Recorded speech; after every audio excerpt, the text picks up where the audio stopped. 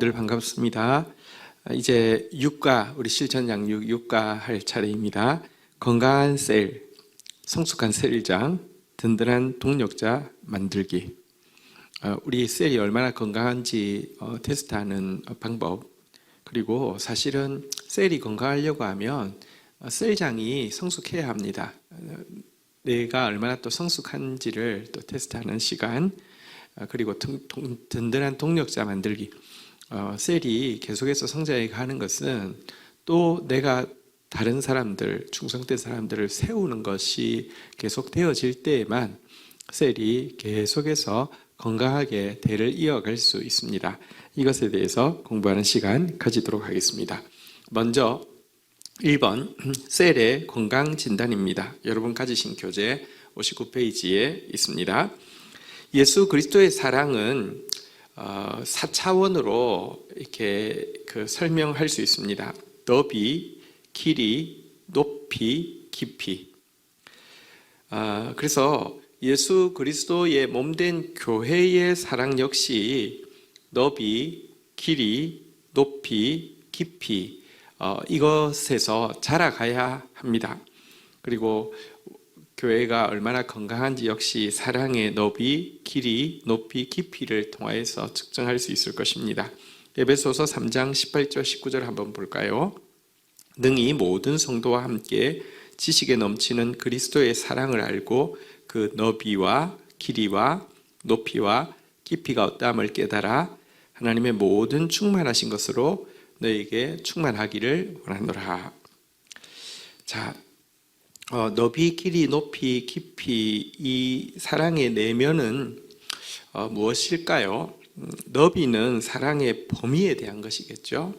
길이는 사랑의 시간, 높이는 사랑할 때 가지고 있는 목적, 목표, 그리고 깊이는 사랑의 심도에 대한 것이라고 할 수 있죠. 예수님의 사랑의 너비, 그분의 사랑의 범위에 배제되는 사람은 아무도 없었죠. 예수님의 사랑의 길이, 그분의 사랑은 영원토록 변함이 없는 것입니다. 예수님의 사랑의 높이, 그분이 우리를 사랑한다고 이야기하시는 것은 우리를 이용하기 위함이 아니라 우리를 완전한 하나님의 자녀의 형상을 이루게 하는 것을 목표로 하는 사랑이셨죠. 그리고 그분의 사랑의 깊이는 우리의 가장 은밀한 상처들, 우리의 가장 부끄러운 실패들까지 그대로 다 품어주시는 것이 그분의 사랑의 깊이였죠. 범위, 시간, 목표, 심도에 대한 것. 자, 이것 가지고 우리 셀은 얼마나 예수님 닮았는지 또 건강한지 측정할 수 있습니다. 셀의 높이란 괄호에 무엇과의 관계라고 할 수 있겠습니까? 셀의 높이는 하나님과의 관계라고 할 수 있을 것이고요. 셀의 깊이는 공동체와의 관계라고 할 수 있을 것입니다. 셀의 너비는 단지 우리끼리만 사랑하는 셀이냐 아니면 불신자까지 포함하느냐 이것이 셀의 너비라고 할 수 있겠고요. 셀의 길이, 셀이 얼마나 지속되어질 것이냐 하는 것은요. 또 재생산을 통하여서 다음 세대로 이어지는 것, 이것을 분가라고 하죠. 이 분가를 위한 준비. 그래서 괄호의 답은 하나님, 공동체, 불신자, 분가, 이것이 답입니다. 이제 한번 좀 보도록 하겠습니다. 셀의 높이를 측정하는, 하나님과의 관계를 측정하는 질문이 5개가 들어 있습니다. 각자가 이제 체크하시고 또 이제 우리 공동체에서 같이 그룹에서 같이 나누시면 되겠는데요. 첫 번째 질문: 당신은 셀원을 위해 일주일 중 며칠을 기도하는가? 하루에 몇 분의 경건의 시간을 갖는가? 셀 모임에서 찬양 시간은 몇 분인가? 셀 모임에서 기도 시간은 몇 분인가? 셀 모임에서 드린 기도는 얼마나 자주 응답받는가 하는 것으로 우리의 셀이 하나님과의 관계가 어떠한지를 이제 보여주는 질문입니다. 여기에 대해서 체크를 하게 하고요. 합계 점수를 이제 매기게 됩니다. 전혀 없으면 0점, 가끔 그러면 1점, 종종 그러면 2점, 자주 그러면 3점, 거의 일상적으로 계속 그런다고 하면 4점인데요. 이렇게 해서 점수를 한번 매겨 봅니다. 이것 통해서 우리가 하나님과의 관계에서 우리 셀이 얼마나 깨어 있는지 확인할 수 있습니다. 자, 이제 셀의 깊이, 공동체를 이루고 있는 지체들과의 관계에 대한 질문입니다. 당신의 셀은 한 달에 몇 번 만나는가? 첫 번째 질문. 지난 3달 동안 셀과 함께 특별 활동을 몇 번 했는가? 두 번째 질문.